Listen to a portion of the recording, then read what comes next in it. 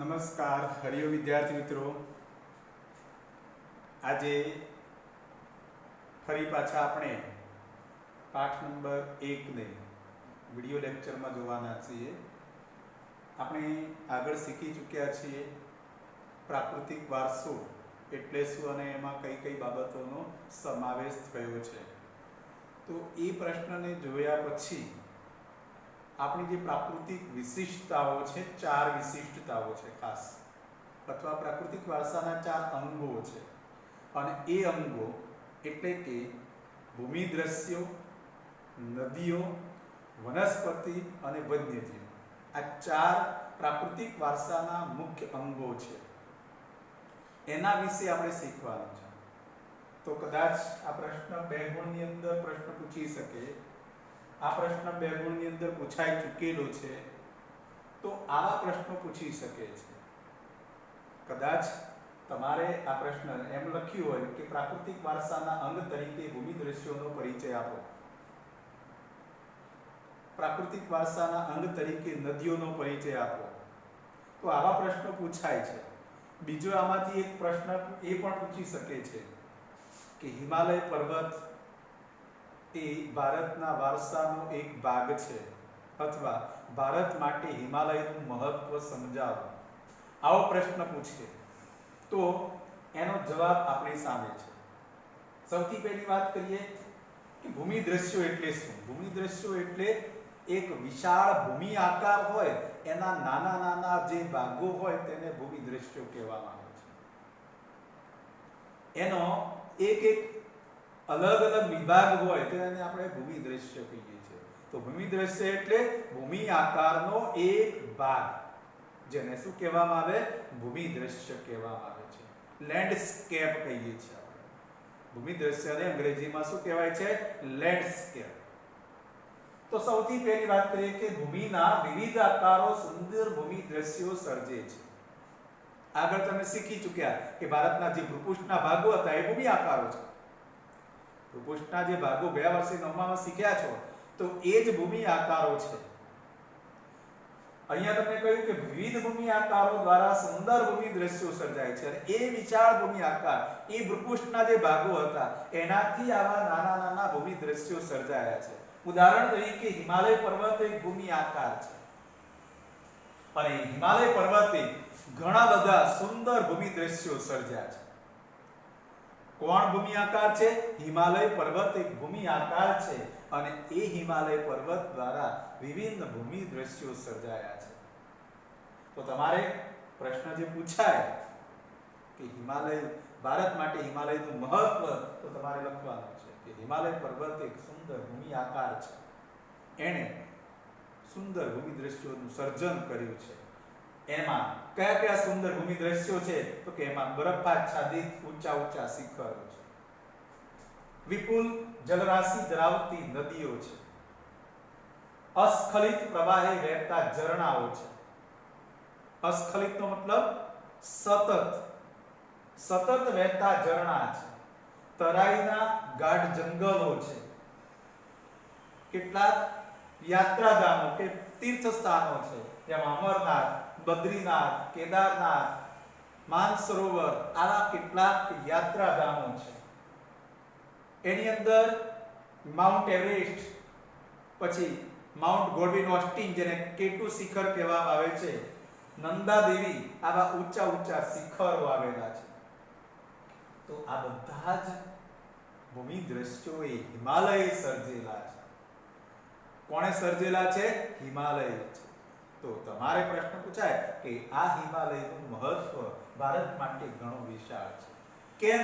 તો કે એ ભૂમિ દ્રશ્યોથી સદીઓથી ભારતના લોક જીવન ઉપર, ભારતના વ્યવસાય ઉપર, ભારતના રહેણી કરણી, આચાર વિચાર વગેરે પર ગાઢ અસર કરી. લોક જીવન એટલે એની અંદર ખોરાક આવી જાય, પોશાક આવી જાય, વસવાટ આવી જાય, એમની ભાષા આવી જાય, એમની બોલી આવી જાય, એમના રીત રિવાજ અને ધાર્મિક પ્રસંગો આવી જાય. એ તમામે તમામ બાબતો ઉપર કોણે અસર કરી છે? હિમાલય પર્વતે રચેલા જે વિવિધ ભૂમિ દ્રશ્યો છે એણે અસર કરી છે.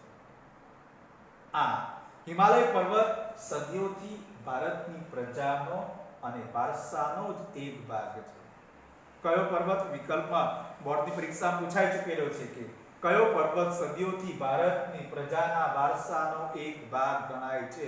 તો કયો પર્વત આવશે? હિમાલય પર્વત છે. એ ભારતીય પ્રજા જીવનને અનેક રીતે સમૃદ્ધ બનાવ્યું છે. ખૂબ રીતે સમૃદ્ધ બનાવ્યું છે. કારણ કે એમાંથી નદીઓ જે વહેતી છે એ જ વહેતી નદીઓએ પુષ્કળ કાપ પાથરીને ફળદ્રુપ મેદાનો બનાવ્યા છે અને એના કારણે એ ધન ધાન્યથી ભરાયેલા છે. ભંડાર બની ગયા છે. ઉત્તરના મેદાનો કેવા છે? તો ધન ધાન્યથી ભરેલા છે. પર્વતો સાના છે? તો ખનિજોના ભંડાર છે. જંગલો, વૃક્ષોના ભંડાર છે. આ બધું જ આપણને એ હિમાલય પર્વત અને એના સુંદર ભૂમિ દ્રશ્યોએ આપણને આપેલા છે. આમ આર્યોના સમયથી, સદીઓથીનો મતલબ શું છે?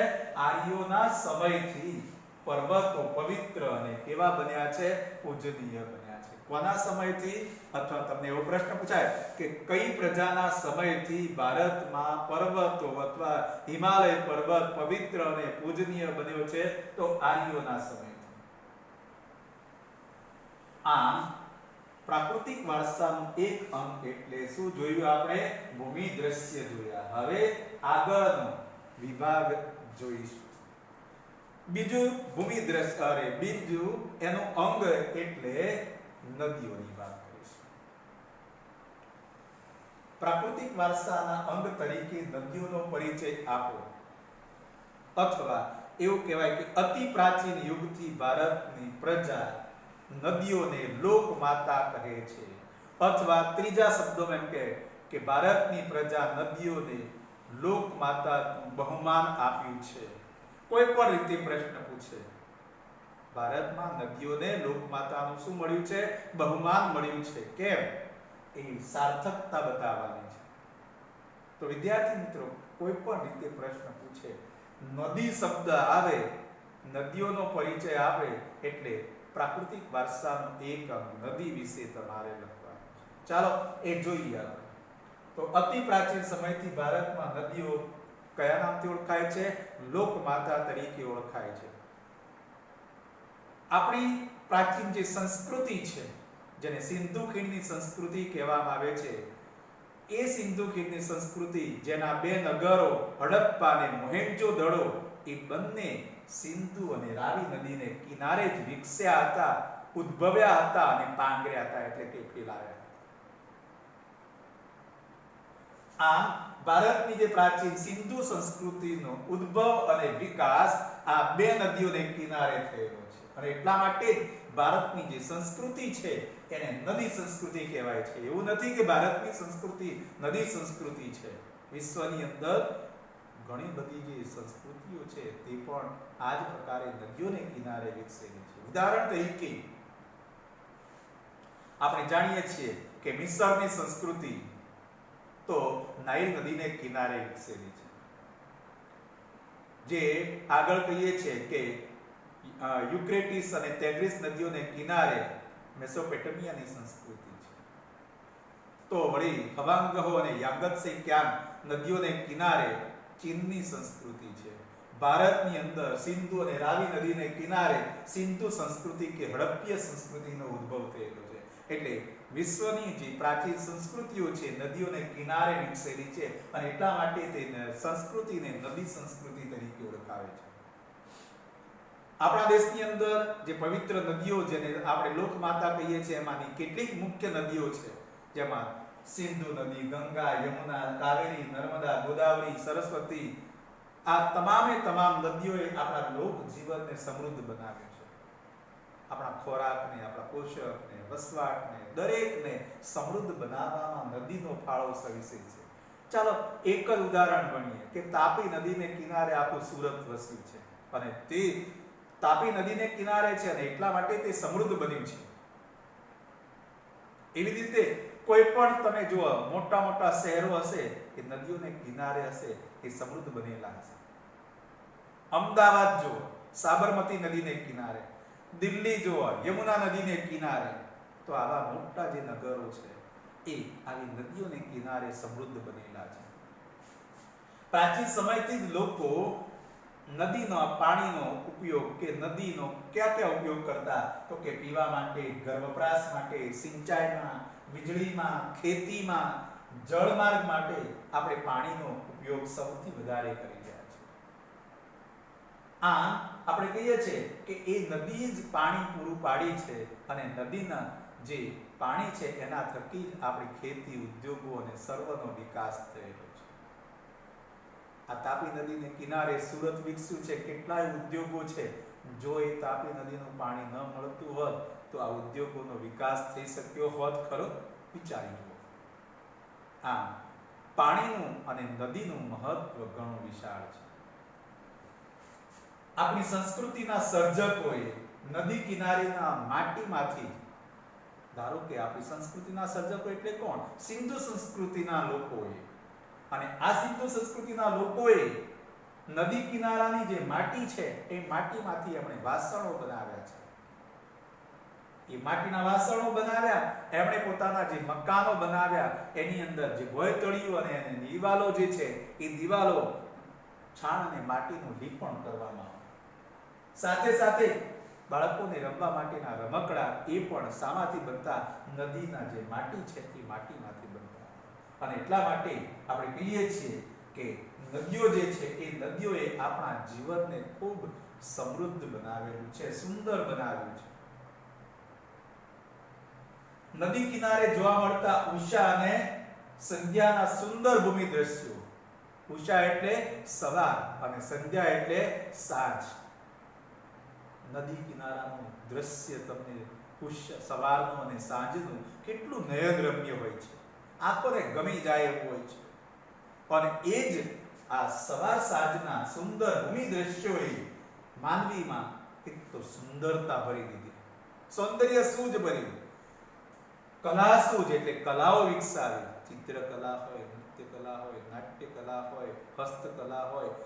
ચાલો માટીમાંથી રમકડા બનાવવા એ હસ્તકલા છે. તો આવી વિવિધ કલાઓનો વિકાસ કર્યો, કૌશલ્ય વિકસાવ્યું. નદી કિનારાના માટીનો ઉપયોગ, પાણીનો ઉપયોગ કરીને આપણે ઘણા બધા કૌશલ્ય વિકસાવ્યા. ઉદાહરણ તરીકે ખેતી કામ કરવું. નદીના પાણીનો ઉપયોગ કરીને આપણે શું કરવું? ખેતી કામ કરવું, ખેતીના પાક ઉગાડવા. આ કૌશલ્ય છે. એ કૌશલ્ય વિકસાવવામાં આપણને આ નદીઓએ બહુ મહત્વનો ફાળો આપ્યો છે. આમ કહી શકાય છે કે નદીઓ આપણી સંસ્કૃતિનું ઘડતર કર્યું છે અને સાથે સાથે સાંસ્કૃતિક વારસાને શું બનાવ્યું છે? સમૃદ્ધ બનાવ્યો છે. અને આ બધી બાબતો ઉપરથી જ કહી શકાય કે નદી પ્રાચીન સમયથી અથવા અતિ પ્રાચીન સમયથી નદીઓને લોકમાતા તરીકે ઓળખાવીએ છીએ. તો વિદ્યાર્થી મિત્રો, આ તો આપણા જીવનની અંદર વણાઈ ગયેલા પ્રશ્નો છે. આ બધા પ્રશ્નો તો આપણે શીખેલા છે, આમાં કાંઈ અઘરું નથી. પરંતુ એક જ વખત ખાલી સમજ મેળવી લે અને એ પ્રશ્નોને બરાબર 2-3 વખત પાકી મનમાં યાદ રહે તેવી રીતે સમજીને વાંચી જાવ એટલે પાકા થઈ ગયા. એને કે પાકા કરીને ગોખવાની જરૂર નથી. પરંતુ વિદ્યાર્થીઓ આ પ્રશ્નો સમજ્યા પછી વાંચવું જરૂરી છે. વાંચશો નહીં તો આ નહીં યાદ રહી શકે. ખ્યાલ આવી ગયો? આવા જ પ્રશ્નો બોર્ડની અંદર પૂછાય છે, પણ એ વાંચો તો થઈ શકે છે. તો મારી અપીલ છે કે ફરી પાછા દરેક વિદ્યાર્થીઓ વધુમાં વધુ સારી રીતે તૈયારી કરો, ખૂબ સારા માર્ક મેળવો એવી મારી આશા છે. તો આજે આટલું જોયું. આવતા વિડિયો લેક્ચરમાં વધુ જોઈશું. ફરી